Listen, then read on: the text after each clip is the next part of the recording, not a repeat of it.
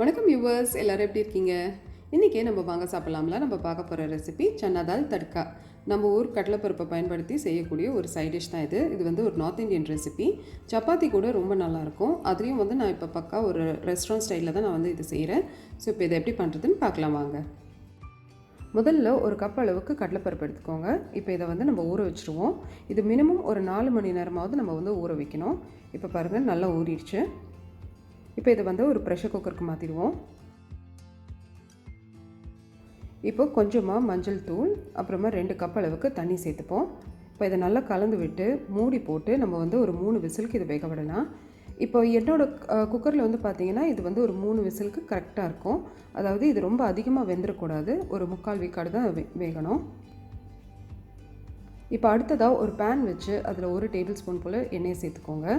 எண்ணெய் காஞ்சதும் அதில் 1/2 டீஸ்பூன் போல் சீரகம், 4 கிராம்பு, 4 ஏலக்காய், பெரிய ஏலக்காய் 1, ஒரு சின்ன துண்டு பட்டை, இப்போ இதெல்லாம் சேர்த்து நல்லா வதக்கிக்கோங்க. இப்போ கொஞ்சமாக நான் பெருங்காயத்தூளையும் சேர்க்குறேன்.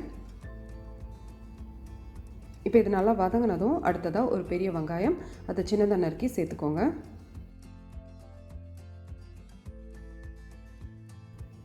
வெங்காயம் வறுபட்டதும் அதில் வந்து 3/4 டீஸ்பூன் அளவுக்கு இஞ்சி பூண்டு விழுது சேர்த்துக்கோங்க.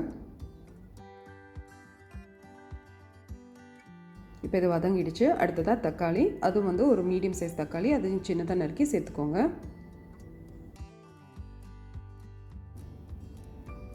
இப்போ தக்காளி கொஞ்சம் சாஃப்டானதும் மசாலா பவுடர்லாம் சேர்த்துப்போம். 1 டேபிள் ஸ்பூன் போல் மிளகாய்த்தூள் சேர்க்குறேன், 2 டீஸ்பூன் மல்லித்தூள், 1/4 டீஸ்பூன் மிளகுத்தூள், 1 டீஸ்பூன் சீரகத்தூள், கொஞ்சமாக மஞ்சள் தூள். இப்போ இது எல்லாத்தையும் சேர்த்து நல்லா வதக்கிக்கோங்க.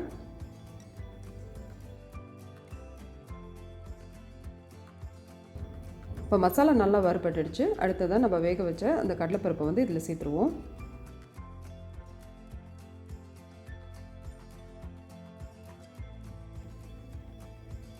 இப்போ இதில் நல்ல ஒரு கொதி வந்ததும் தேவையான அளவுக்கு உப்பு சேர்த்துக்கோங்க. மூடி போட்டு நம்ம வந்து இது ஒரு 15 நிமிஷம் வேகப்படலாம். கடலைப்பருப்பு வந்து அந்த மசாலாவோட நல்லா வெந்து வரணும். இப்போ பாருங்கள், அந்த கிரேவி வந்து நல்லா திக்காயிடுச்சு. இப்போ கடைசியாக கொஞ்சமாக கரம் மசாலா பவுடர், சின்னதாக நறுக்கின இஞ்சி, கொத்தமல்லி, இது எல்லாத்தையும் சேர்த்து கார்னிஷ் பண்ணிக்கலாம். ரெஸ்டாரண்ட்ஸ்லலாம் பார்த்தீங்கன்னா கனல் வச்சு ஒரு தம் கொடுப்பாங்க. அது அந்த கிரேவிக்கு வந்து ரொம்ப நல்ல ஒரு வாசனை, டேஸ்ட் எல்லாம் கொடுக்கும். ஸோ அதனால் நடுப்புற வந்து ஒரு சின்ன கிண்ணம் வச்சு அதில் ஒரு சின்ன துண்டு கனல் சேர்த்துக்கோங்க. நல்லா சூடாக இருக்கிற கனலை வச்சுருங்க. அதுக்கு மேலே வந்து கொஞ்சமாக நெய் இந்த மாதிரி சொட்ட விட்டிங்கன்னா அதுலேருந்து நல்லா இந்த மாதிரி ஸ்மோக் வரும். ஸோ டப்புன்னு வந்து நம்ம வந்து மூடி வச்சுருவோம். அந்த வாசனை வந்து அந்த கிரேவியில் நல்லா இறங்கும். கடைசியாக இதுக்கு வந்து ஒரு தடுக்கா, அதாவது தாளிப்பை வந்து கொடுப்போம். அதுக்கு ஒரு பேன் வச்சு 2 டேபிள் ஸ்பூன் போல் நெய் காய வச்சுக்கோங்க. நெய் காஞ்சதும் அதில் கொஞ்சமாக கட் பண்ண பச்சை மிளகா, அப்புறமா கொஞ்சமாக வரமிளகா, இதை வந்து சேர்த்து வதக்கிக்கோங்க. இப்போ இது வதங்கினதும் அடுத்ததாக 1 டீஸ்பூன் போல் மிளகாய்த்தூள் சேர்த்துக்கோங்க. இப்போ மிளகாய்த்தூள் வந்து சேர்க்கணுன்ற அவசியம் இல்லை, ஆனால் நல்லா டேஸ்ட்டாக இருக்கும். இப்போ இதை நல்லா வதக்கிட்டு அந்த தாளிப்பை வந்து நம்ம கிரேவி மேலே சேர்த்துருவோம். சப்பாத்திக்கு வந்து இந்த சைட் டிஷ் வந்து ரொம்ப நல்லாயிருக்கும். ஸோ நீங்களும் கண்டிப்பாக ட்ரை பண்ணி பாருங்கள். வாங்க சாப்பிடலாம்.